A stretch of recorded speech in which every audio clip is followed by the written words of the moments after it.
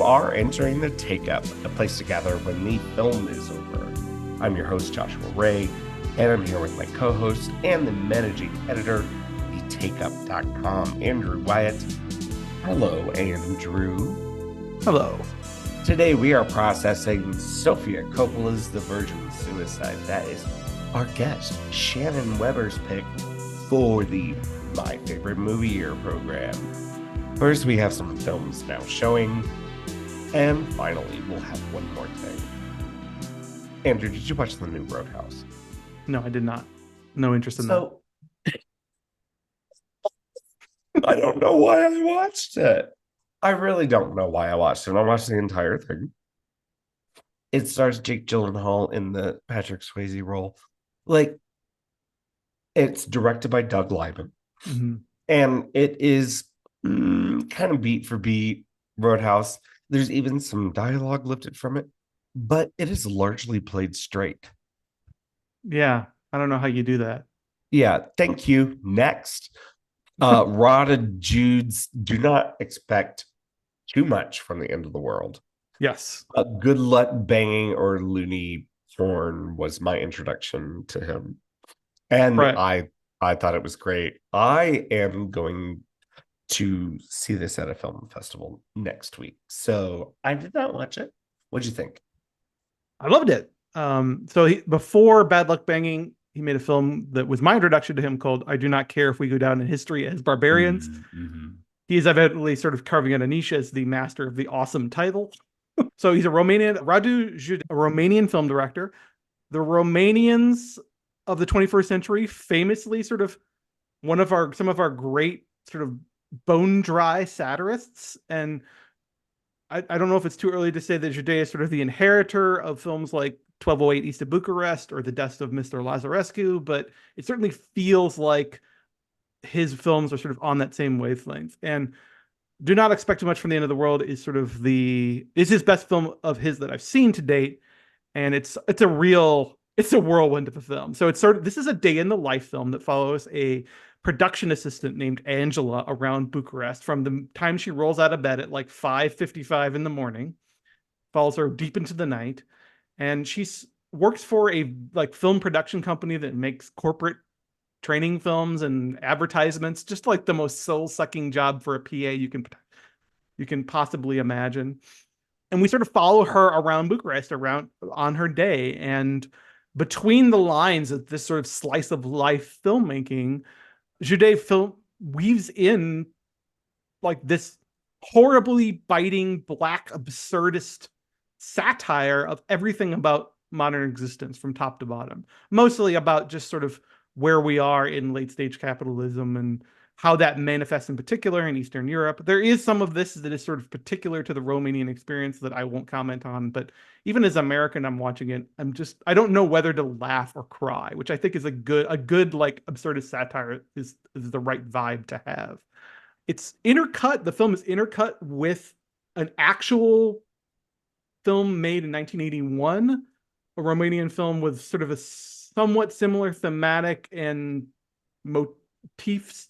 I'm not entirely sure what he's doing there, but a lot of the film proper consists of just Angela driving. So there's a lot of just her in the car listening to music and not much of happening because she's sitting in traffic or whatever. So I don't want to imply that the film is slow, but this is a film about observing what it is to be a modern person and exist in this world and try to negotiate it. Film is not quite bifurcated. It's maybe like 70-30. 70% of it, the opening 70% is about Angela's routine. And then the last 30% or so is the video shoot that she's sort of been building up to all day, where they're filming this workplace safety confessional / interview with a guy who's been injured at some giant mega corporation's factory in Bucharest. Nina Haas appears, of all people, playing this Austrian, Austrian marketing lady, and she's just completely evil in the most banal way imaginable. I loved it. I think if you are the kind of person who doesn't have a lot of experience with Romanian comedy, this is maybe like intermediate studies. Maybe try Death of Mr. Lazarescu first and see if it's your cup of tea. But I watched that movie way too young. I definitely need to rewatch it. I did not get anything from that. This is less didactic, I think, than Bad Luck Banging, and Yep. also a little more grounded in some ways. It's very much a like you if you some people will watch this and not realize it's a comedy. Let me put it that way. Yeah. But it very much is. Angela's a great character. She does this weird like Andrew Tate parody videos on TikTok throughout the movie. She's constantly stopping the action to go do her little like faux misogynist alpha male videos, satires. I don't it's a deeply rich, textured, dense film, and I can't wait to watch it. It's 3 hours long, and I can't wait to watch it again. Well, something completely different, as far as I'm aware. Yeah, The horror film Sting. yeah. This is a new film, sort of creature feature from director Kaya Roach Turner, who is an Australian horror director, probably most famous for the Wormwood movies, which you've seen any of those, are sort of zombie apocalyptic action films set in sort of Mad Maxian Australian You are not wastelands. going to get me to watch this. I just looked this up on Letterboxd. Uh, I'm not doing it. That So spider if is you are lying. if you are an arachnophobe, this might not be the film for you. Oh, oh. Um, so the whole thing sort of takes place in one Brooklyn Brown. It's an Australian filmmaker, but it's set in New York. All takes place in one Brooklyn brownstone for one like blizzardy weekend, and I appreciate what it's doing. This is a very simple film, and I don't mean that as a backhanded compliment. It's a creature feature that does absolutely everything you want a creature feature to do. It's like less than 90 minutes long. The protagonist is a spunky little girl who finds this mutant spider in her apartment, and it kind of like has a colorful cast of characters. All the people living in this apartment building are sort of weird eccentrics with their own little idiosyncrasies. It reminds me of like an R-rated version of Batteries Not Included, if you remember that from back That's in the day. not what I expected you to say at all. If you know the vibe, it does have like an 80s, it does have like a late 80s Amblin vibe, but then add in like R-rated gore and some really great creature effects. I will say that the creature effects are good. It does one, there's not a single thing in this film that is surprising. So if you go into it expecting sort of a cool horror movie that with twists and shocks, it will not give you that. If you want an R-rated version of a monster creature feature where this spider grows bigger and bigger and bigger and eventually starts hunting down pets and people, then that is definitely going to be your jam. I'm getting streaming on Shutter vibes.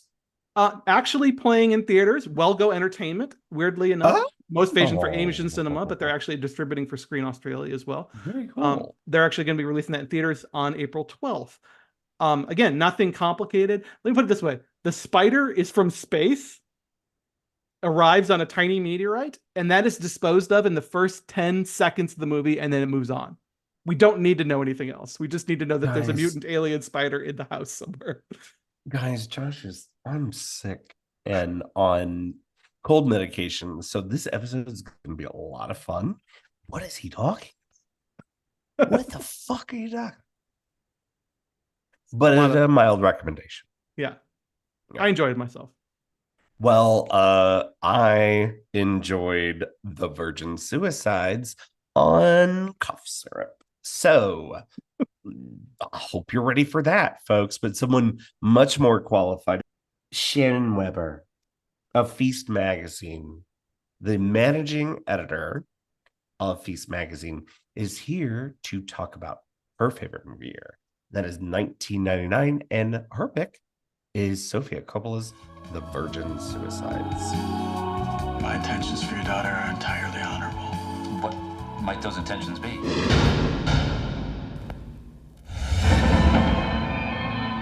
So much has been said about the girls over the years, Those girls have a bright future ahead of them. but we have never found an answer. Her act was a cry for help. I heard it was an accident.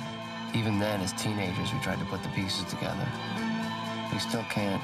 We got a full tank of gas. We'll take you anywhere you want to go. All right. About So time. we are on to our second episode in the My Favorite Movie Year program. I started things off in 1980, and we are fast forwarding 19 years to 1999. I'm going to have to put in the Charlie XCX and Troye Sivan song. You're both looking at me like I'm crazy. That's fine. Okay. Shannon knows what I'm talking about. Hang on, Andrew. Yes. All right. 1999. You know, you're like family. You're like take up family. So I was like, Shannon, like we all know Shannon. Shannon Weber, the managing editor of Feast magazine, a hallowed and accomplished Feast magazine. You might St. Louis institution, you might Institution, say. St. Louis Oh, institution. it's nice to be here with such fans. Yes, this is your second appearance. You appeared on the, Julie and Julia. Yeah. I was going to call it Nancy and Nora, like that's the title of the movie. That was our series. On the Julie and Julia episode, talking about the good food in there, you know. That's right. But you're also like a cinephile. I am. Yes. It's What part-time. are you, a film buff? I don't want to say that I know more than the average person, but I definitely spent a long time seeing movies. I think everybody did in the 90s. I feel like that's when I started and it just progressed. So a lot of food people are film buffs. There's a lot of crossover, I've noticed. Why do you think that is? I think that a lot of people in the industry come from homes where maybe they were getting away from something. And so they went to the theater and they saw movies, especially people, I'd say Gen X and elder millennials are going to have that, where that's just kind of, I mean, this was pre-internet and pre-cell phone. So that was what we did. So a lot of them have grown into that. Every time I post something about movies, people are like, oh yeah, I remember that. So yeah, I think there's just a lot of crossover there. Creatives. So yeah. Wow, I just got really depressed that like being a film buff is like a rarity now. Yeah. So many factors work against it. So I think that was a lot easier back when Blockbuster was around and there was no other distraction. So all right, well, we should get to the imperial period of Blockbuster, which has to be 1999, right? Yeah, because I mean, 99 is really when DVD starts to boom, and you still got your VHS for whatever. Right. I'm sorry, I just have a problem with the fetishization of VHS. Right. Same. It's like cassette tapes and music. It's the same idea. It's not good. It's not good. No, it's not good. All is nostalgia. Just hit a nostalgia. I feel like this was the end of VHS though, right? Yes. DVD must have been, because I remember buying my first DVDs around the turn of the millennium. Yeah. And when I went to Blockbuster during this era, because some of these movies I specifically remember I would have never seen were it not for Blockbuster, a well-stocked Blockbuster. It was DVD. So that's what I'm remembering in 99 at least. Yeah, that makes sense. I guess we're opening these files early, but it's fine. I worked at Blockbuster for a while. Let me tell you, a pop quiz. Which Cronenberg film was the last mass market VHS? I don't know my Cronenberg as well as you two. It is A History of Violence in 2000. I started working at Blockbuster in 2004, and I remember the first thing I was like, VHS copies of $1 Million Baby. Well, I guess that would be 2005. So you have picked 1999. Yeah. And we're going to talk about probably at length 1999, a year that, you know, modern cinephiles revere. Oh yeah. Yeah. And it was a good choice too, because I'm going to talk about a few of my favorite movies ever. Good. And I think I'm going to say that every episode. Yeah. You talked about a few of mine in 1980. So I can't remember. You went over so many. We had a long list. Yes. That was the sweetest read I've ever. Yeah. Listening to it back, I'm like, we're not even saying anything. We're just saying titles. Yeah. All right. So a little background, you know, behind the scenes. Shannon, you waffled. What? You waffled.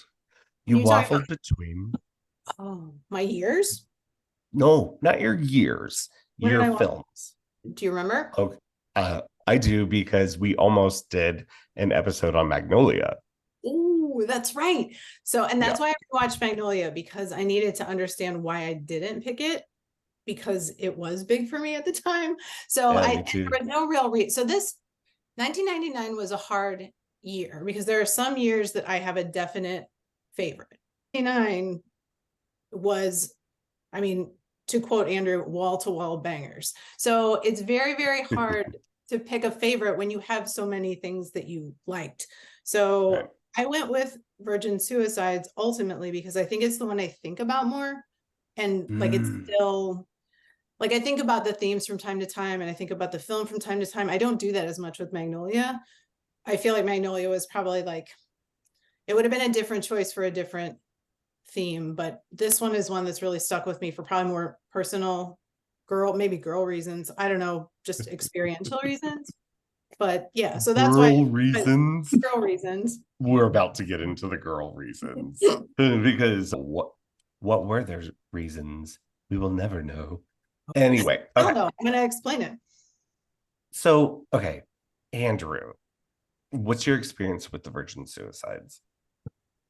I saw it in the early 2000s, in this era, like in the early DVD era, is my memory, and didn't really have a negative association with Sofia Coppola because I hadn't yet seen The Godfather 3 at that point. So for me, it was just first time director with Coppola's name. That's all I knew about it. And I remember being really impressed with it, partly Kirsten Dunst, who I definitely would have been into at the time. And also just the feeling of into the feeling, oh yeah.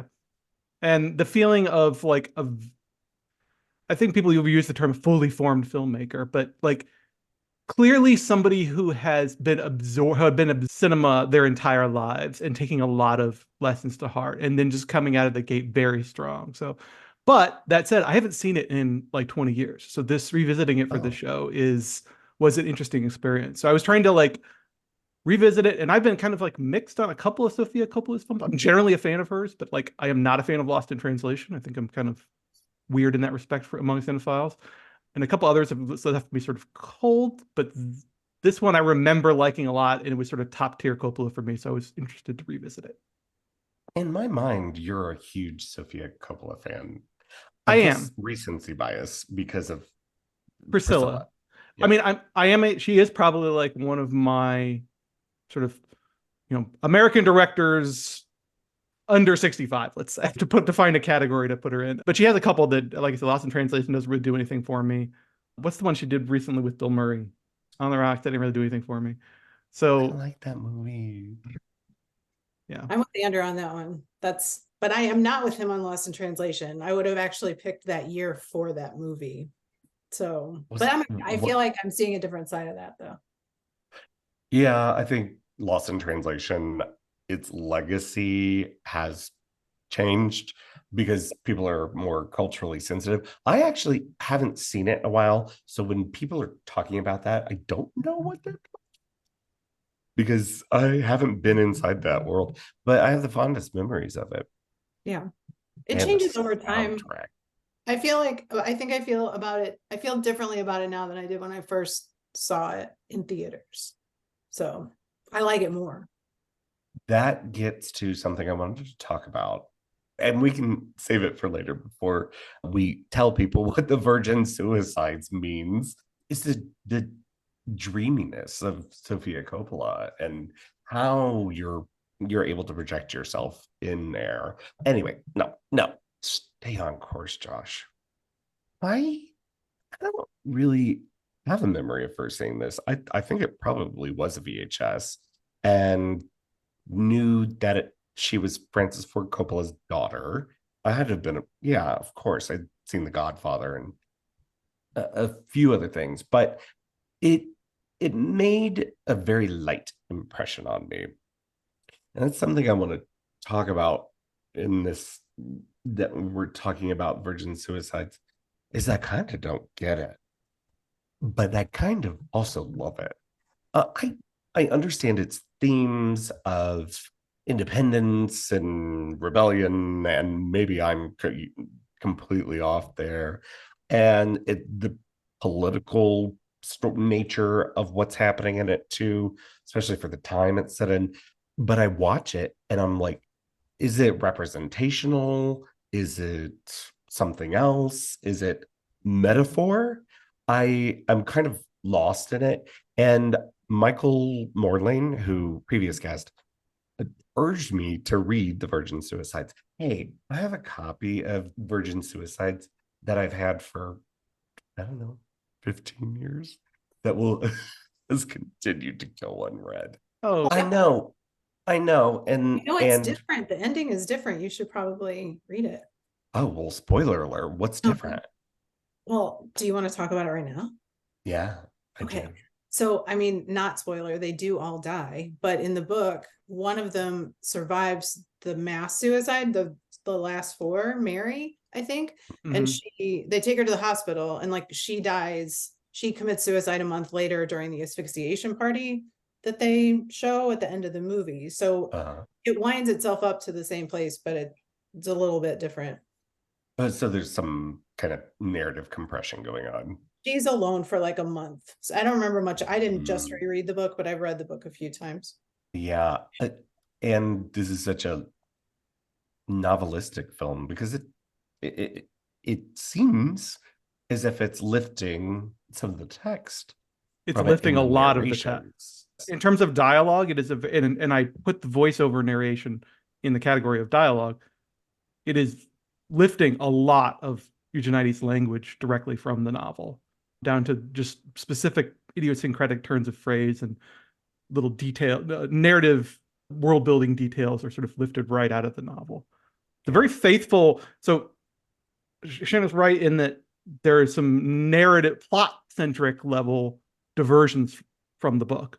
But in terms of like, is this a faithful adaptation? I feel like this is a very faithful adaptation. Having just reread it, I'm like, yeah, you can practically relay the screenplay next to it and sort of follow along. How different is the experience of reading the novel? And you know, I'm not saying one's better. Like we all know they're different, but I'm wondering what it is like. I saw the movie in theaters when it was out, and then I read the book. So, you know, when you read the book after, you see the characters in the book as you read, because you're thinking about them. I'm just wondering if what I'm finding sort of metaphorical in this story makes more sense in a book over a film, because people are moving in front of your eyes. Like that film theory 101, it's like it's a representation of reality because you're watching people move. It's worth pointing out that the novel's structure, like the voiceover narrator is a sort of the first person character in the novel. I don't think he's ever identified in the novel, but the novel makes it much more clear that it isn't just a person, a man once a boy reminiscing about a memory, sort of blue skying about something that once happened. There's an impression around the margins of an actual investigation. They talk about exhibits with numbers on them that these now 50-something men, presumably, are trying to reconstruct the history of what happened through interviews and examining physical evidence. And there are constant references to them going back and trying to track people down to get their version of what happened. And that isn't necessarily as strongly all we get in the film kind of is the narrator, is the sense of remove is provided by the narrator rather than the sense of almost like trying to reconstruct a crime is what is the impression you get from the novel. So are you saying it's the opposite of what I'm imagining? Like the book is more pragmatic about the story than the film?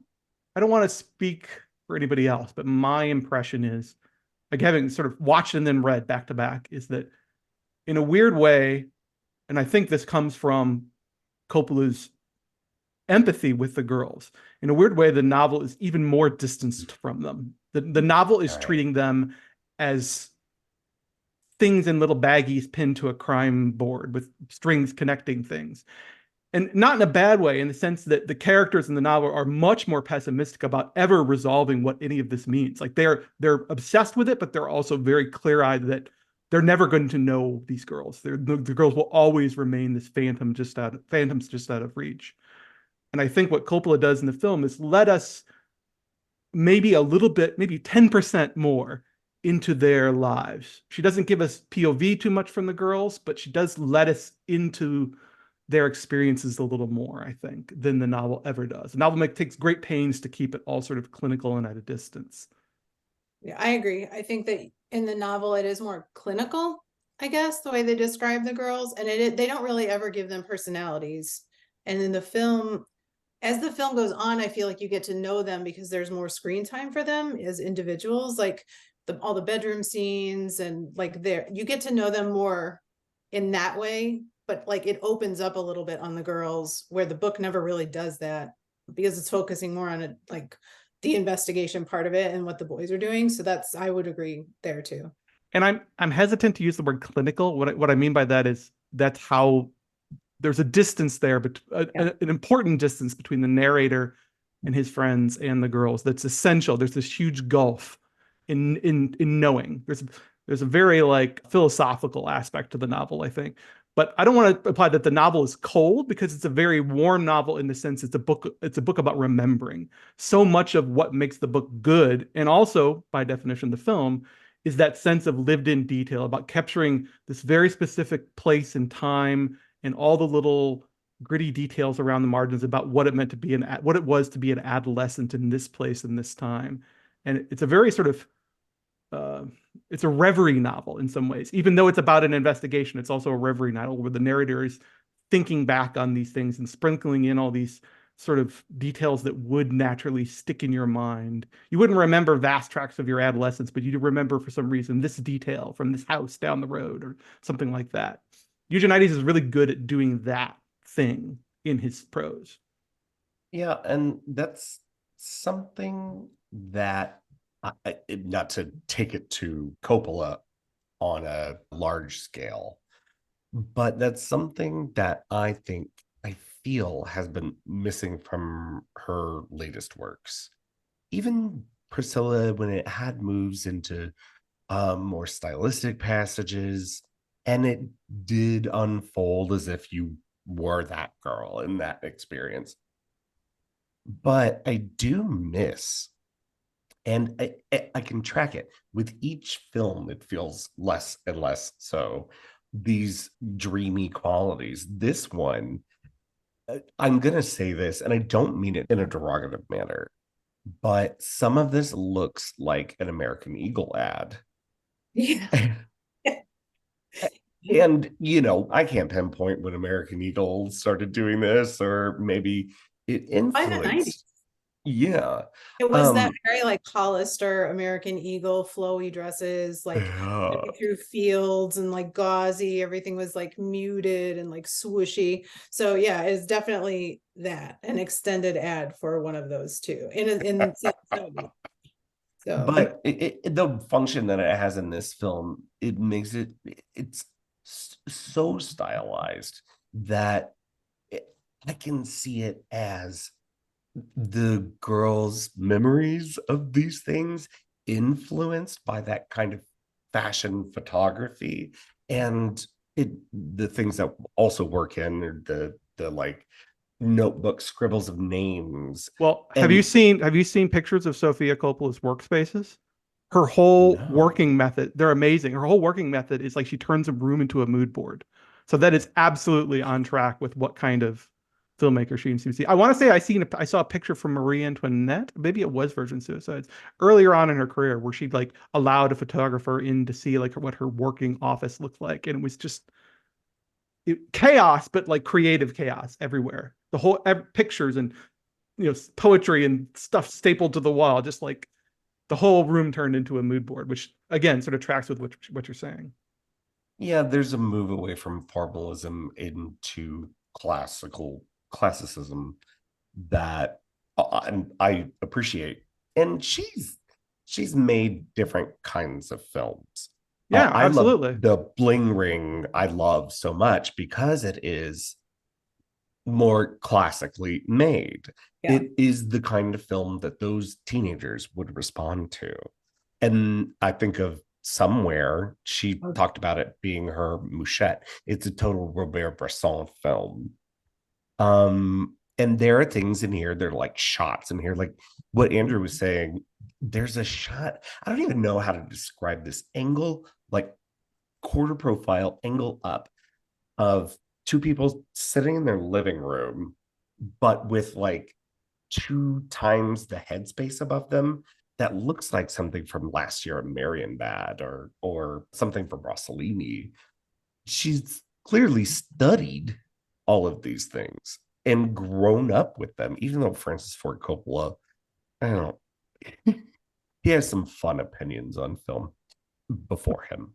She's clearly studied film at a level that is astonishing. It's not like her her ex Tarantino, where Catherine wrote that great essay, The Mixtape Artist, and he over time has really gotten smarter about using these elements. But none of this stuff feels like it's picked from like a tapestry of culture. It doesn't feel that way. Even something like Marie Antoinette's soundtrack, it all works naturally within the films. I think she's a vibe. Like we talk about vibe cinema, and I think Coppola is what I would put into the category of vibes filmmaker, because somewhat what like you talked about the production design and how it feels of a piece rather than of a piece of the 70s. Sometimes it feels of a piece of the era in which it was made, and I don't view that as a negative thing, like distancing, or it doesn't take me out of it, because the vibes are so good, because there are other aspects of it that do feel real. I think one of the things that she's getting at, and she's sort of plucked this from the novel and made it her own, is this idea that the subjectivity of memory. One thing that comes up in the novel a lot that isn't in the film is that there are conflicting evidence about certain events and the way certain things happened. And the narrator presents like version A and then version B and says, we don't know. We don't know what exactly happened in the situation. Or we don't know exactly what Luck said to this guy in this particular moment.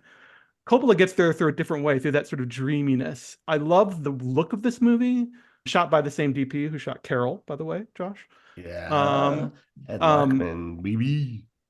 And I would say that it's not that this looks like the 1970s. This looks like the faded Polaroid of a memory of the 1970s. Like there's something about the light in the outdoor sequences in particular that just, it's not like anything else that I've seen in any movie since. It's a very particular quality, that there's a Virgin Suicide's light to the way that the light sits in these outdoor scenes in this Detroit suburb, that's just part of the reason that works so well for me. It's part of that vibe. Yeah, there's very specific, like heavy golden aspect to it. I think that I see a lot of it, and it changes over time as the house starts to, as the girls are inside, you feel like that golden goes away a little, because it starts to fade into more of a gray, like blue. Everything starts to just kind of dim down a little bit to a more normal tone. But at the beginning, everything is sort of like, there's almost like effort, like dust in the air makes kind of a sparkly kind of glow to it. And you lose all of that as the girls get more and more closed into their house, where everything starts to kind of get dull. And by the end of it, everything's just gray and brown. Man, I fucking love movies. Anyway, if the folks couldn't tell, I am driven, possessed by a lot of cold medicine, and I watched this movie on the cold medicine, so that's probably why I didn't understand it, but vibe really hard with it. Yeah. God, Josh Hartnett. Oh, right. Okay, so that's another great example of a great adaptational transition, that we have a novel that's written by a male author, told entirely from a male perspective. Like the distance between an inability for these boys to understand what these girls are thinking is part of the core of the novel and the core of the film. But Coppola introduces something that I don't think necessarily is obvious in the novel, which is this great affection for her young actors and how they look and how they move. Girls, obviously, like, has anybody ever no straight man has ever looked at Kirsten Dunst's midriff the way that Sofia Coppola looks at it. Like, it's just, there's a certain way that she films an actress. You can see this in The Bling Ring as well. But the boys in this, like, the boys don't really come off that well in the novel. They kind of come off as idiots. And well, they're kind of idiots here too. But the way that Coppola regards them, I think, is important, because I feel like she's regarding them sweetly as idiots. Like, oh, and these dumb boys. They're so cute and they're so stupid. Yeah. And the way that she films Josh Hartnett in particular is kind of emblematic of that. Yeah, she's more tender That with them. hurts all. She makes him more he's not, you don't sympathize with him, but there's a little more sort of that boyhood like tenderness to them in the film. I think, yeah, they still are very like one note, kind of dumb, but in a sweet, yeah, like Andrew said, like in a sweeter way that's a little more sensitive maybe to how dumb they are because they're just boys. There's an emotional sensitivity to the adolescence of it all too. I think that really stands out to me. I feel like this is a really good teen movie in a way that like a more didactic film like American Beauty doesn't really You accomplish. trigger me Sorry. this early in the Sorry. podcast?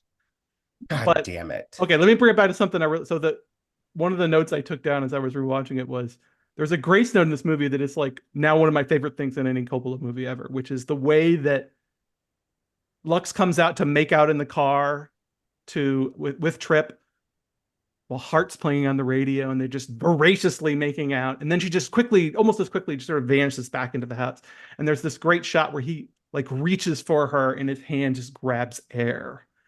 And then a beat after that, he reaches up and pulls her gum out of his mouth and just kind of smiles at it. Such a great, like no words, just good direction of actors and good in capturing the moment the right way. I like that emotional truthfulness and also a sense of realism about being young and horny is, I think, what really resonates for me about this film.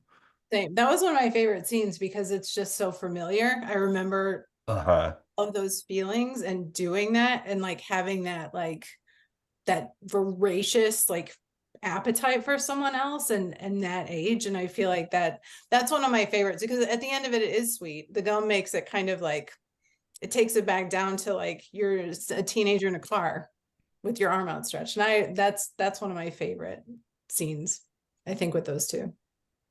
So Shannon, can you talk a little bit about what this meant to you as a younger woman when you first watched it? Like specifically, like we're two dudes with a podcast here talking about movies, but this film feels like it's adapted from a man's novel by a woman filmmaker, and it's so much about the girls.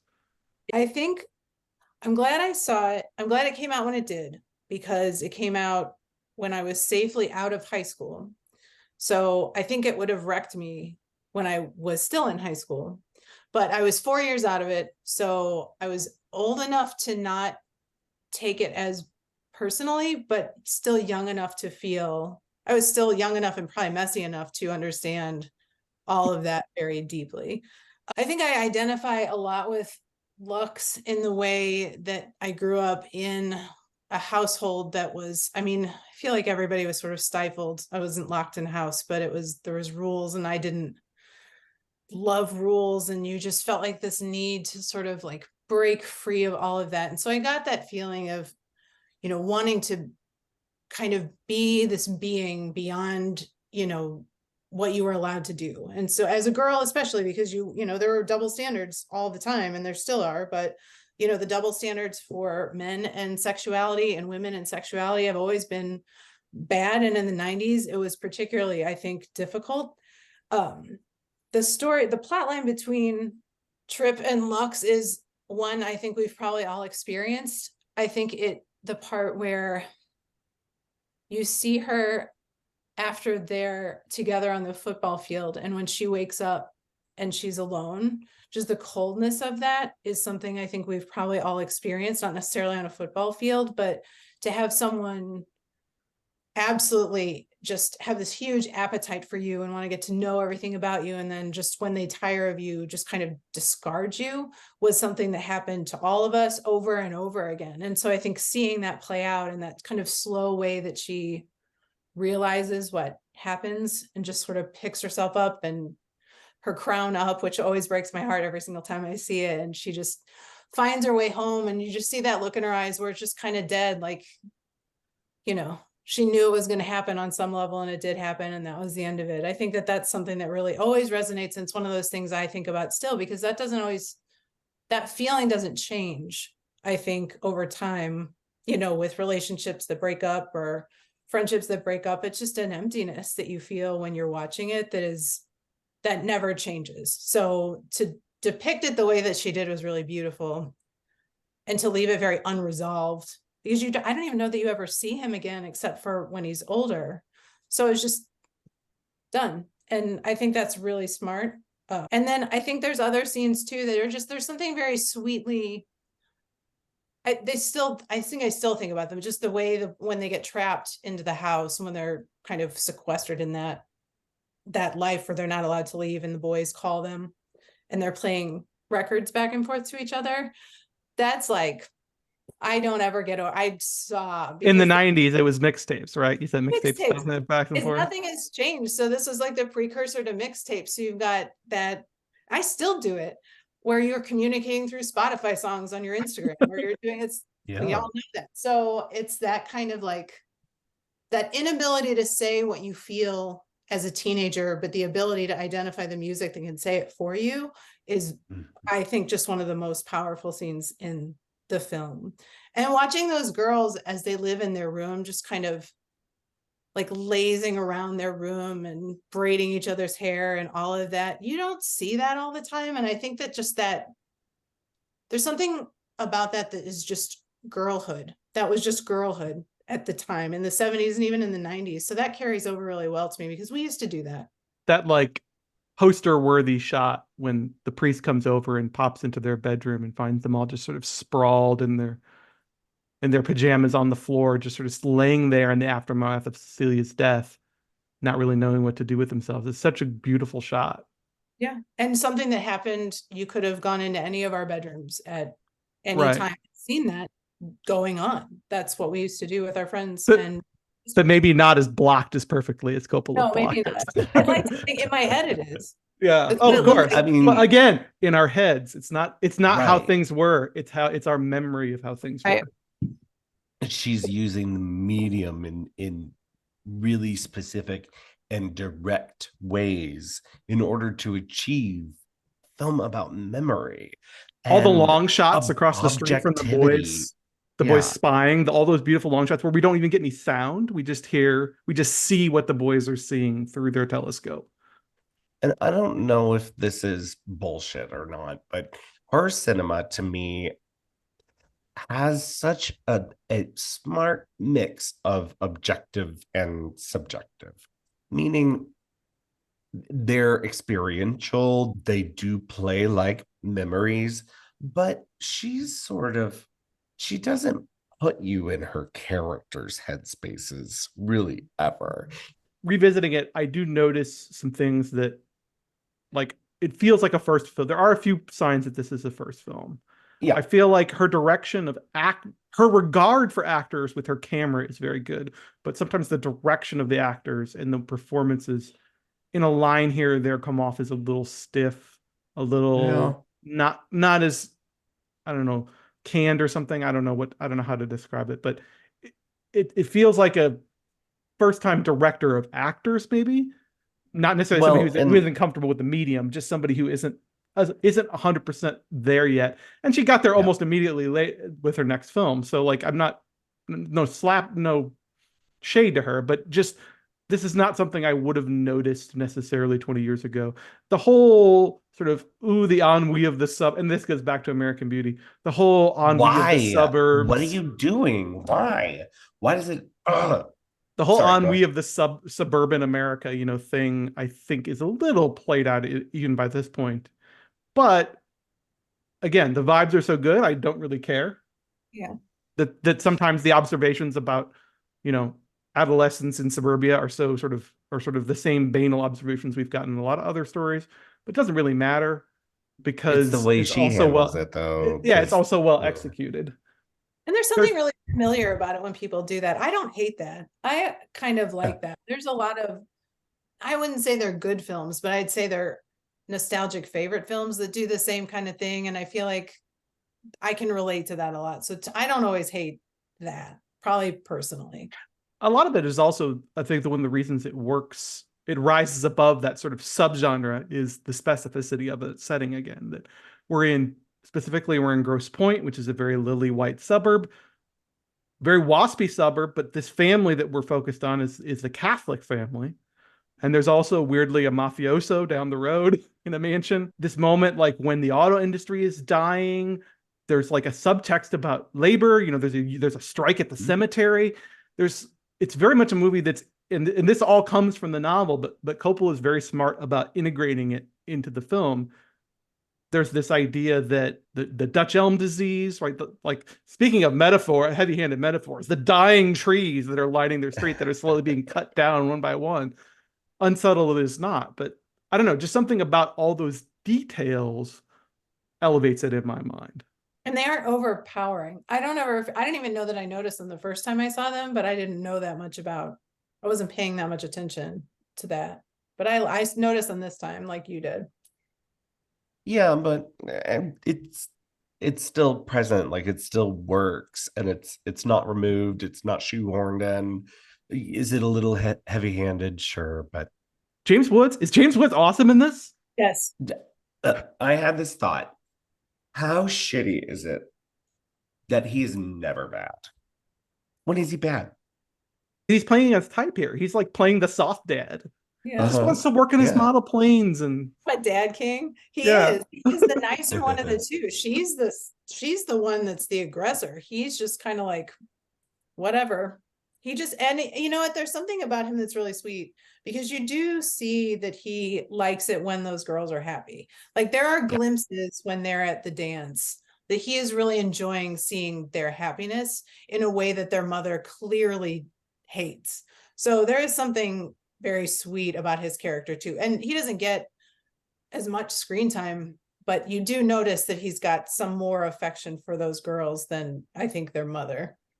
yeah, and we don't really get much comparison. We don't really get much from Kathleen Turner's character about what, and the novel is kind of this way too. I think there's like one throwaway line in the whole novel that maybe explains a little bit about why Mrs. Lisbon is the way she is, but that's it. And the movie kind of just sort of elides anything and just lets her, if there's anything there, it's what Turner would have brought between the margins, and she doesn't really bring anything. She just plays it full on. It's just feelings for me, so I'm not going at it necessarily critically, but it was just one of those films. Like I said, I like films that I think about later, and it's one I come back to over and over again because of that, just what goes on thematically with Lux and Trip, and just how that plays out, and just those feelings of being closed in as a girl and not really being allowed to be yourself, because there's just so many restrictions on that, especially at the time. I mean, 70s and 90s weren't so different in terms of that. I think maybe it's changed, but yeah, I think it's a sweet film. We didn't even talk about like teenage suicide, the big issue that this movie's about. Like we didn't even really address that, but I think that's part of why it works so well, is because all that stuff is there sort of roiling under the surface. I'm really glad we revisited this, because every once in a while you revisit a movie you haven't seen in decades and you're like, was this really good, or was I just in the right place at the right time? No, this movie rules. I just wanna go back to 1999. Take a ride to my old neighborhood. I just wanna go back. Sing hit me baby one more time. Wanna go back, wanna go. Yeah, all right. Shannon, I know you made a list. I don't know if it's 30 movies long, because some of us don't know how to edit. Well, some of us are editors in real life and also don't know how to edit. So to talk about, this isn't an exhaustive list, but I will say this. I was impressed with myself, because going through all the films of 1999, I spent a good portion of my life in the theater that year. I think it was just a big movie year for me. And I guess I probably spent a good portion of my life renting films from 1999 in subsequent years, because I remembered renting a lot of these too. So yeah, just a big year for me. I think this was also the year I attended I think this is the first time I went to the film festival here, was 99. Sliff? Wow. Oh, gotta look it up. I think I did. And there's reasons for that. I know that I knew the people who were doing the marketing at the time for it, because of a job I was at, and I attended, and I went hard too. I saw all kinds of things that year, and it was kind of like solidified my love of film that I already did. I had been going to movies forever, but that kind of did it. So this was a big year for me, I think, for that. That's fascinating that you say that, because my movie year is going to be 2007, and I want to say that was the year I went really hard at the festival for the first time too. So maybe there's something about being a budding cinephile and like that's where your movie memories crystallize. Yeah, there is I think there, because really I have been sneaking into movies and going to films for, I mean, forever, all the way from 6th grade on. I remember just everything I could get my hands on doing that. But 1999 stands out as the year I think I committed, and like in ways that I had not committed before. And I think ever since then, it's just been different. So the year I grew up in film. So It was a major turning point for me too, because I was 13. I loved movies forever. What's that mean? Just reminded me that I'm old. But you're not that much older than me. It's just You that when you start talking about your yeah. Yeah, is when you start talking about your childhood and like that. I was a preteen in 1999. Sorry. But I started watching adult films. Wait, I shouldn't say that. Not like that. Films for For adults. adults, yes. Right. And yeah, it's just I was at the turning point where my mother would let me watch films because she knew I was interested in films, and films that maybe I probably didn't understand, but I was fascinated with, except for a certain film that might come up later that she would not let me watch until probably a few years later. Did you rank them? You know what? So I heard you rank them on yours, and I don't think I And you can. were like, that was terrible. I won't. No, it was perfect ranking. I can't do that with these because there's so Okay. they're category. I would say they're a mix of things that I loved and things that I know are important to the year that I didn't necessarily love. So we're just gonna go, and then I think you did underseen ones, and I have probably a couple of those. So Okay. I'm just gonna go down the list. Let's Let it rip. Can we talk first about things that you think are important to the year but don't necessarily love? I mean, so I think we've already discussed American Beauty, which I dislike more now than I did a few days ago. Not only is it bad satire, is it responsible for the shit mess that we're in now? Like, the way you are to cheer on Kevin Spacey's character, I was losing my fucking mind watching this movie yesterday. I couldn't believe I didn't pick up on all of this when it was like a whole new hatred for, I didn't like it before, but whoa, like there's nothing about this movie that's good. I don't even think the acting is good. It's just not good. It's trash. Annette Bening has moments. She's funny. It's campy. She's funny. Yeah, she's doing it way over the top. I still like Thora Birch's performance in that. Thora Birch is good. Wes Bentley. And Sam Mendes not a bad director. Like, I don't think it looks bad. Like, it's technically a fine film. Yeah. And there are a couple moments in it that still stick with me, but they're not like the iconic memeable moments. It's stuff like the jump scare of flipping over that plate and finding the swastika on the back of it. Like, that I find like really memorable to this day. And I was thinking about who in the Academy was watching this. Well, that's when the Academy was 90% white men. True. All right. American Beauty, rest in peace. Nobody else. Bring it up. Sixth Sense, I would say, is another one I don't remember really loving, but I got that it was important, like for him. I mean, I feel like that's memorable in the way that the Sixth Sense is memorable. Yeah. Sixth Sense emotionally doesn't track a second time for me the way I watch Femme Fatale. And it's revealed that the whole thing is a dream. But the way it works with dream and cinema and it just grows and grows every time you watch it. But this is one with a twist ending that doesn't really work on repeat viewings for me. Office Space, which I loved at the time, but I do think it has a shelf life, or maybe I've just seen it. I don't know. Maybe Office Space has just become something that's not good to me anymore, but I don't know. I think it's proliferation in like dude culture. And to bring up another 1999 movie, Fight Club, it's not the fault of the movie.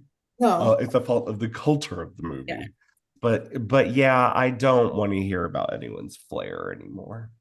Oh my God, right. Yeah, it's too much.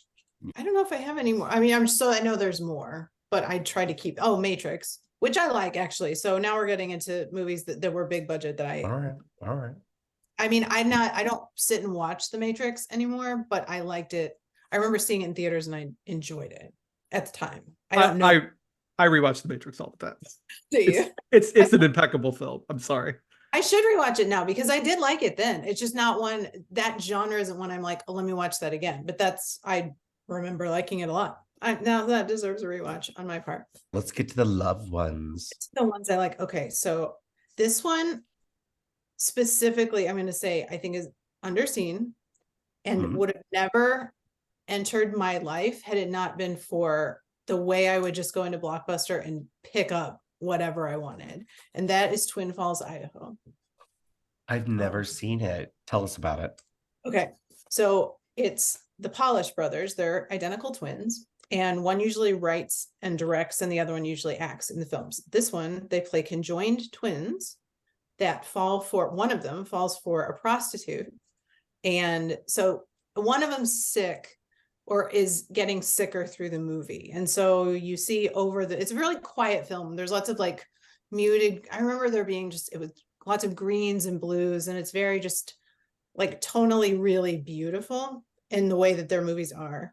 And it's just slow and sweet. And you see the relationship develop between one of the twins and this prostitute is very sweet. And the other one's getting sicker and sicker. And so there's problems in the relationship between the twins because all of a sudden there's this third party. And then there's problems between like her and just the relationship in general. So eventually they have to separate the twins because one is too sick and he doesn't make it. So I don't remember, the details are hazy. I just remember thinking that it was an absolutely beautiful film. And that is one that I specifically remember picking up the DVD and thinking that looks interesting. And so I don't know if it ever played here. I have no idea, but I love that one. And that one, I will always remember that one for that reason, I guess. Pete Timmerman will let us know if it's ever played here. Yeah. Ghost Dog, which I just rewatched. Oh, yeah. Love that movie. And that has been lost to time. And I don't know. I feel like no one. I've never seen it, so Shannon is right. But it has a reputation. Like it's probably one of the more popular Jarmusch's, right? Maybe. Yeah. But I mean, that's not saying a lot. I think a lot of people are aware of that movie. I don't think if you ask those people who are aware of it, who have seen it, who directed it, they would know who directed it. Oh, that's probably true. I think it's famous. I think it's famous because it exists. It comes from that time, that Wu-Tang intersection of Eastern and Black American culture. It comes from a time when Forrest Whitaker was kind of on the rise as a quote unquote serious actor. Everybody was keeping an eye on. So I think people know it, but maybe don't know that it's a Jarmusch film. Which, of course, if you've seen it, Shannon, you know it's a very Jarmuschian film. Yeah. But I don't know that I knew it when I saw it the first time because I didn't care that much about who, but now then yes, absolutely it is. And I loved rewatching it. It was a joy. I hadn't seen it in forever, and that was a fun watch. It's a surprisingly quiet film. Like so much of it is about little quiet, intimate conversations. But I'm a cheerleader. Oh yeah. Yeah, I mean, thank you. Yeah. Yeah. You know, I don't know that I really love that movie, but it's pretty important. Like at the time, it was sort of groundbreaking. So I feel like it's held up in that way. People still talk about it. I think Kayla almost picked it for our first queer series, I think. Yeah. We talked Our about queer 90s series, yeah. Yeah. Go. Oh yeah. Go was like so important to baby Josh. And I didn't watch it a lot, but I was like, this is so cool. Yes. So when I rewatched it, the direct messages I got from the food people about how much, I mean, wild fandom for this movie in my world. It was 100 times better. I think I forgot how It was so good. It's so good. Doug And- Liman, the director, eventual My God. director of the Roadhouse remake and Edge of other movies. Election. Mm. I like Matthew Broderick because I will always think he's hilarious. So I remember really like, and Reese Witherspoon's good in that too. Another movie that was like a movie for adults that I don't know why I was watching it. I rewatched it recently, and I just have problems with pain. I have problems with Alexander Payne, period. And I think that one represents a lot of it for me. But Was that the movie that made Reese Witherspoon a star? I want to say it was. well, the same year, and I don't know if I'm stepping on any toes, Cruel Intentions is that Mhm. year too. So That is yeah, year of Reese. All About My Mother, Josh. It's my favorite. It's where I have on my letterbox. It's private, but if people want to see it, I guess you can see it. My top 100. The Josh Cannon is what we're saying. It really is the Josh Cannon. I have it at number 14. Numbers are arbitrary, but yeah, Shannon, I was telling you this. That's the first subtitled movie I saw. It was the first foreign film that I Foreign watched. language. And It was I my first Almodovar. mine, I think it was mine too. It's the feeling that I get in that movie, the range of feelings. Buena Vista Social Club. I know it's a documentary, but No, totally. We have The documentaries. Vendors. Yeah. yeah, that is one of my favorite documentaries, probably of all time. I listen to the soundtrack usually every year during the summer because it just kind of fits. But the documentary itself is one of my absolute favorites. And I remember seeing it in theaters and thinking it's just phenomenally done. American Movie, which I remember being like, I don't know why this was so popular. I loved it. And I haven't thought about it since. And I feel like I want to rewatch it now that I remember it. You should rewatch it. It is as charming and incisive as you remember it. Yeah. And it was charming. That's a perfect word for it. It was delightful. I remember that. Blair Witch, which over time has not aged well for me, but I remember seeing it in theaters. And at that point, we're farting. Shannon, we're farting. No, I'm with Josh. Blair Witch still holds up. Does It is what you Fucking said. It is rules. It is a top 5 theatrical experience for me. It is a pure bottle of lightning. I saw it on opening weekend. Yes, Nobody so knew it was real. It was absolutely nuts. Packed theater. Yes. One of the true bottle of lightning theatrical experiences I've ever had. Rewatch it every once in a while. Still holds up. Still great. And it's that tension of another thing I can't talk about. We can't keep re-traumatizing me. But I walked out of that film physically shaking. Yes. It was. I remember that. It is the scariest thing I've ever seen because it made me fucking go nuts. So yeah, that's what. Maybe I need to rewatch it again because I feel like the shock value is gone. But I also saw it on opening weekend, maybe opening night, packed theater. I think it was the Esquire, and the air got like sucked out of the room, and it was just just absolutely wild because nobody really knew it. And that was, I mean, I also left. I was very rattled for probably the whole weekend because it was just so. I don't know. It did something to me. I remember that. I have a memory of the end of that movie just being like dead silence in the theater, which I don't think the only other movie I can recall being like that was Seven. Oh yeah. It is absolutely like shattering and makes your blood freeze. I showed it to a friend recently who had never seen it. Oh wow. It works. Iron Giant. Oh.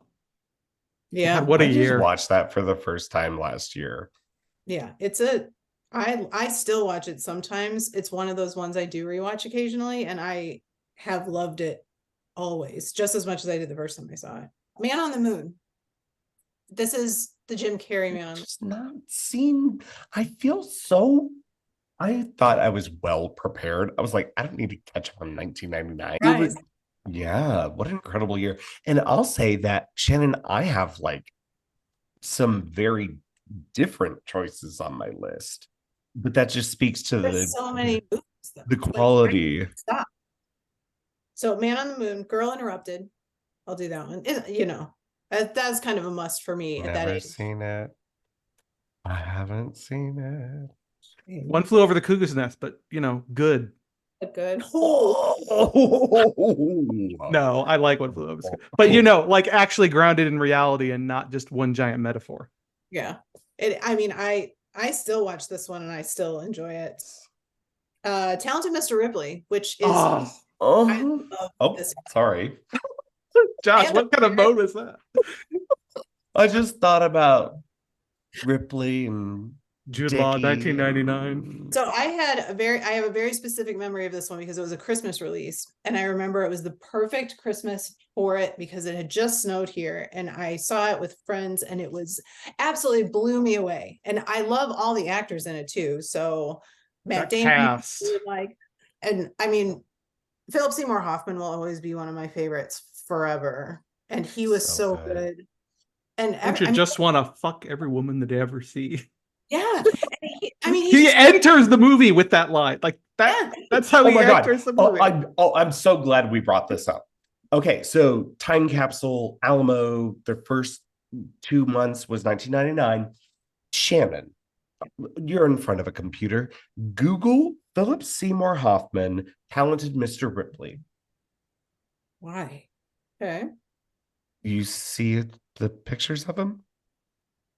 Now look up dead fucking ringer Andrew Wyatt. When I've been told that a lot. I have thought that before. It's not, you're not wrong. When he came in, because like his hair color and that is Andrew's hair and the style was similar. When he popped on the screen, I was like, oh, I'm out of this movie entirely because that is Andrew Wyatt. It is Andrew Wyatt. And you're not wrong about that. But I've thought that before in passing, and I forget what film made me think it. And I'm like, they do look a lot alike because it is the hair and everything else. So I hope I don't give off Freddie vibes because Freddie's kind of a piece of shit. No, he's not. No, he's Dickie's only real friend because he's the one who figures out what's going on. Right. Philip Seymour Hoffman is just one of my favorites because he just turns everything into, like, I don't know, he just manages to steal the show every single time. Yeah, and it's like there's something about him that's just, I don't know, there's just something about him. I will miss him. R.I.P. He's in another film that's on my list. Joel Schumacher, Robert De Niro, jogging your memory. Flawless. Right. I almost put that on my list, but then I was like, I don't know if that's sentimental or not. It kind of is, but I love Flawless, actually. I thought that was a good movie. Again, we're talking about like dumb favorites. Eyes Wide Shut. We didn't do that one yet. That's the flag I planted earlier. My mom would not let me watch Eyes Wide Shut. Yeah. Because its reputation as, Andrew, we talked about this a little bit ago. The sexiest movie ever made. So it's not fucking on the walls. It's all fucking for 2.5 hours. It is so unsexy. It is unsexy. It is a masterpiece. Yeah. It is a masterpiece, incredible. Yes. No, I love it. I watch it every year on New Year's Eve now. I watch it almost every year. Jesus Christ. 10 Things I Hate About You probably should be mentioned. Yeah, that's a great choice. Yeah, I like that one. And The Insider, honestly, is one. Yep. And I feel like I have a couple more. Romance was one. I don't know that a lot of people saw Romance. I've never seen that either. Is it Catherine Breillat? It was good. I'm not a fan. Really? Yeah. So maybe it didn't age well. I saw it. So I have sentimental memory of that, like who I saw it with in the theater. So maybe it's that. Maybe it hasn't aged well. I don't mind. Her films are really tricky though. Like, I'm a defender. I'm a Catherine Breillat defender, and it is not one of my favorites. I rewatched it last year, and I wrote in my notes, "What if Nymphomaniac, but bad?" All right, so there's a lot of people who would say the opposite. But I'm with you in that, like, more people need to see her films, especially her early films. Yeah, I remember. I mean, I remember it being good. Also, like I said, it's been since the theater run that I've seen it, so it could have changed. And I guess we could end on Splendor, which was Gregoraki. So how am I the gay person on this podcast who, didn't pick the Iraqi movie or the Queer 90s series? The straight guy did it. Yeah, that was Andrew. And that was a blind pick, though. I didn't have fond memories of it. I just wanted to watch it. You picked it. And the only Gregoraki, oh my God, I forgot I had cats. It just scared me. The only Gregoraki movie I haven't seen is Splendor. So I think it's Greg Rocky's most approachable movie. Yeah. And for that reason, I like it. It seemed very mainstream considering the theme. But at the time, there's an odd amount of threesome-based films. Sorry. I don't know why. There's one the same year. There's another like mainstream. I forget what the title is. Wasn't Two Nev Campbell girls in and one? a guy, Yeah. the James it's- Toback movie. Yeah. Yeah, there was, I forget the name of it now.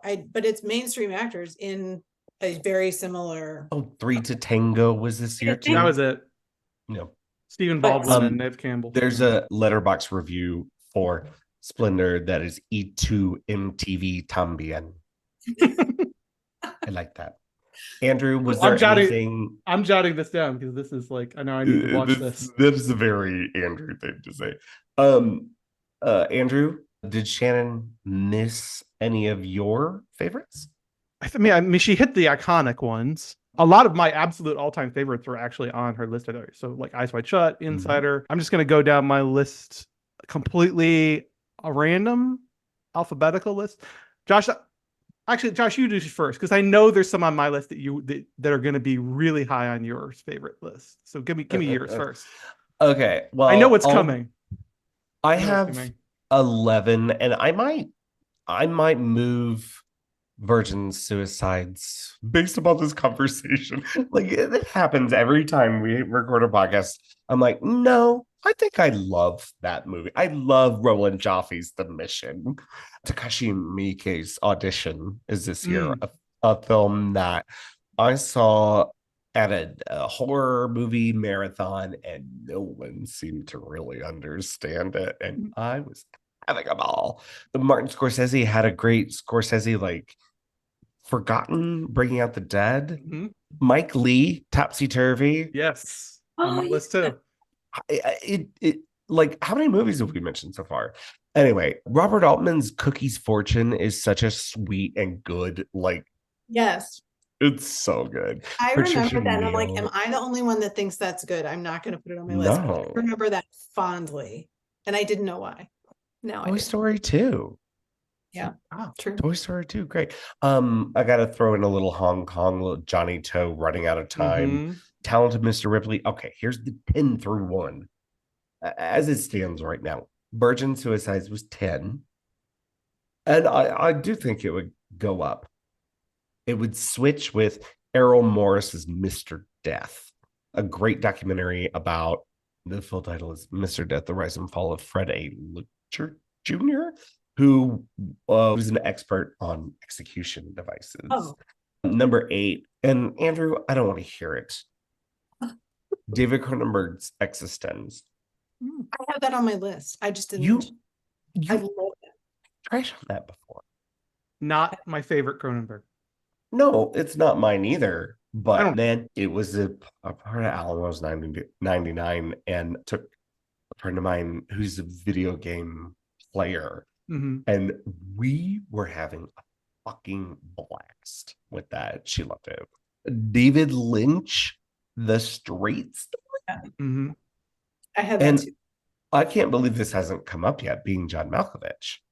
I had that on my list too. I just like blanks because I felt like It's just so many. It's so many movies. 5, Blair Witch. 4, Magnolia. And, you know, some people are going to be little nitpickers with us. Beau Travail played the same can as Virgin Suicides in 1999, even though they were both released in the States in 2000. You know what? I don't care. We go by IMDb/letterbox. Yeah, I get to say what year it is. So yeah, like the top 3 are in my top 20 films ever. It's Beau Travail, Eyes Wide Shut, and number 1 of 99 would be All About My Mother. Great list. Yeah. Andrew, you did steal a couple of mine. All right, but let's go down the list. You mentioned Audition. You mentioned Beau Travail, Bring Out the Dead, Existence. Holy Smoke, one of Jane Campion's forgotten films. Yeah, but it's a reason people forgot it. I like it. I still like it. Yeah, I liked it too. The Limey, Steven Soderbergh. Yes, It's like LA Moodiest. The Mummy, the movie that made bisexuals out of a generation. that's true. So right. That movie still holds up. I'm sorry. It's still, I haven't it's still seen a it. crackerjack adventure film. I probably need to rewatch it. Rosetta, the Dardenne brothers. Oh, is that 99? That would be Yep. on my list somewhere. That's great. Again, another debut. one that like, is it really 99 in the US? No. Yeah, Ratcatcher, Lynn Ramsey. Yeah, that was on my list to watch. The Wind Will Carry Us, Abbas Mm. Kiarostami, Mm. Julie Taymor's Titus. Oh, One of the most batshit movies. I mean, in a year that had The Matrix and Magnolia and much other stuff, somehow is even crazier. And Dogma, I still think Dogma is Kevin Smith's best film. Full stop. I should have done my homework. I should have watched I that think- again because I saw that out there and it's been since theaters that I've seen that one. Okay, movies that I'm not going to swear are masterpieces, but that I will go to the mat for because I like them. Okay. Right now. Joel Schumacher's 8mm. Legitimately a kick-ass movie. That's true. That's That's the movie it. where Nick On the Cage is list. stunting down the snuff film. Yeah. I am in the mood to watch 8mm. I know what it's about. Joel Schumacher doing Um, hardcore. It's awesome. It's good, actually. Yeah. Bring Out the Dead you mentioned. Neil Jordan's In Dreams with a completely deranged Robert Downey Jr. against Annette Bening.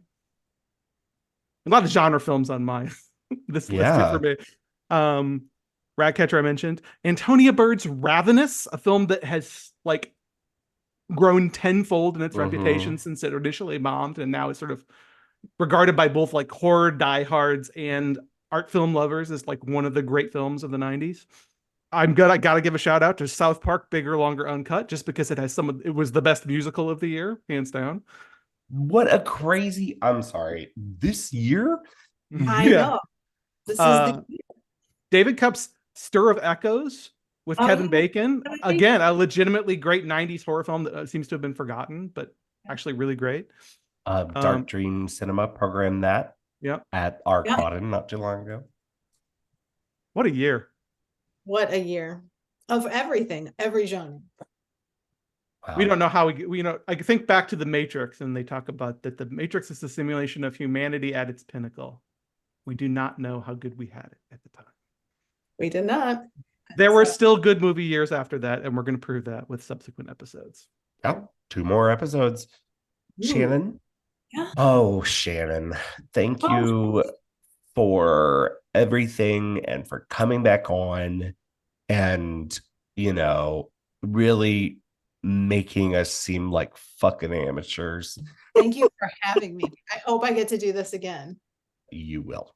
You Awesome. have better. Thank you. All right. Every episode, just a million things that we love, but we give you one more thing. Shannon, as our guest, please go first and then tell people where to find you. My one more thing is Middlesex by Jeffrey Eugenides, because this all made me think about my favorite book of his, and it's not Virgin Suicides, although I loved it. I read that and it made me want to read his next book, which was Middlesex, that came out a few years later after the Virgin Suicides film. And I still think it's probably my favorite book of his. And rereading it has been a real pleasure because I haven't read it in probably a decade. And I have always wanted it to be made into a film, and maybe someday it will. So that is my one more thing. So Middlesex by Jeffrey Eugenides. Winner of the Pulitzer Prize, too. All right. And where can people find you? You can find me at A Periodic Table on Instagram. I think that's it, honestly. And I'll tell you. So many pictures of food. Oh my God. And St. Louis in general. Making St. Louis Yeah. look beautiful. Aw, Incredible city, according to you. according to And You're then I the walk only- out and I'm like, you all want Jack in the Box? Anyway.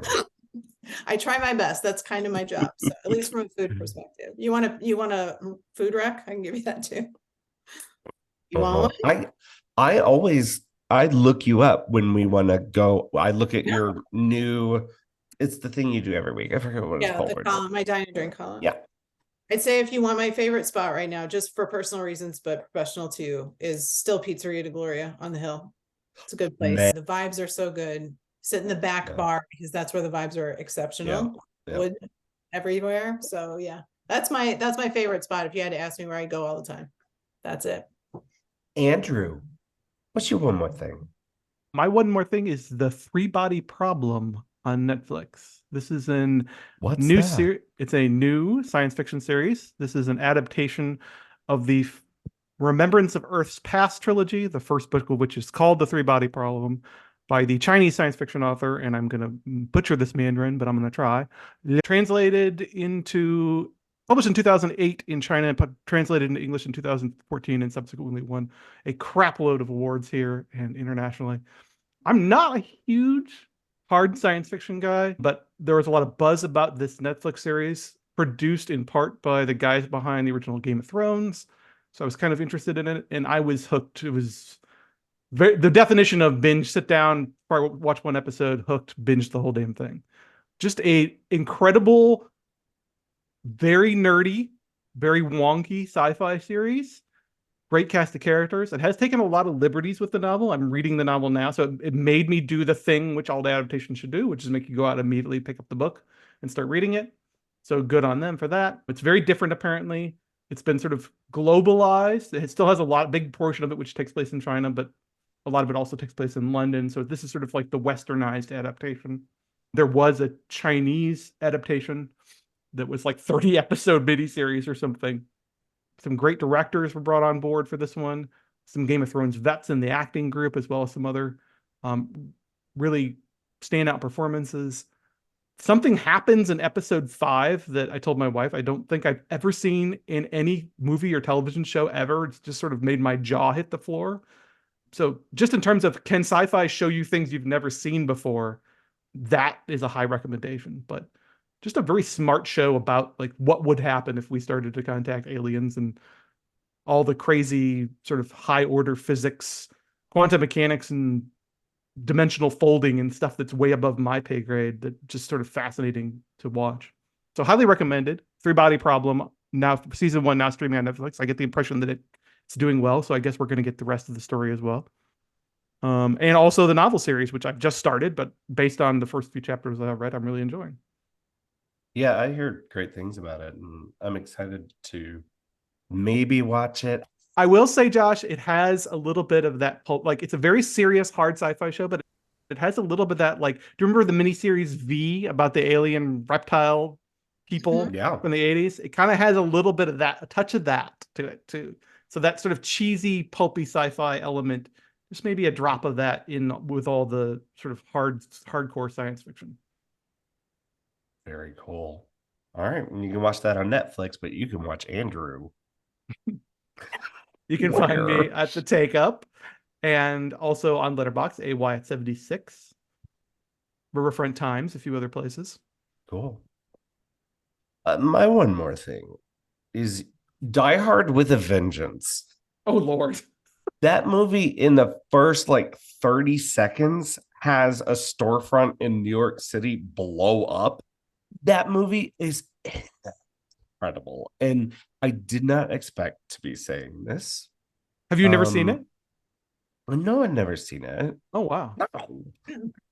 Me, but I watched 1, 2, and 3. And really, the endorsement is like, if you're listening to this, you probably know the Blank Check podcast. I am a Blanky. That's their fan base. Through and through. They do a director series after series, and they do each film by a director. They do a March Madness where listeners choose one of the series in this year, and David Lynch just won. And I'm a little nervous because Blank Check, there's great film criticism, there's great comedy. Like, I don't know that I want to hear them talk about David Lynch because I've spent my whole life talking about David Lynch. We're not talking about David Lynch on this show. Not thinking about David Lynch, but I do get to, they're going to cover Twin Peaks, and I think it's time again. So did I do it? Did I recommend a thing? Die Hard with a Vengeance still holds up. Yeah. Oh, fucking banger movie on crispy vocal cords and crispy retinas on Instagram. And, hey, last episode, you guys made fun of me for calling Instagram red. Yeah. There is red in there. There's a lot. Okay. There's a lot of red. Okay. There's red and pink and purple and Catherine, orange too. Andrew. Yeah. Thank you. No, you're right. The problem is that it's next to Reddit on my phone, and Reddit is very red. So in It's comparison, Instagram looks pink, purple, orange to me. Yeah, he's right though. It's all about contrasts. Yeah. You can find all of us at the Take Up STL and head over to our website to read Kayla, Andrew, mine, reviews, features, more. That's the take-up.com. Shannon, thank you one more time for coming on and teaching me so much about the Virgin Suicides. I would like to watch it again. On our next episode, Andrew has picked 2007. And I was like, oh, you're picking Zodiac. Nope. No. He said he's saving it. I'm saving like, Zodiac like for a different theme. Until we figure out who the Zodiac killer is. Yeah. We're saving Zodiac. But what did you pick, Andrew? Assassination of Jesse James by the Coward Robert Ford by Andrew Dominique. A not necessarily the film, a top 10 film of 2007 for a lot of people, but a bona fide masterpiece in my opinion. So I'm really excited to talk about it and talk about the year in general, which, as Shannon alluded to earlier, is just wall to wall with bangers. I want to thank Kayla McCullough for our social media, Jessica Pierce for our editing, theme music by AMP. And until next time, everyone, goodbye.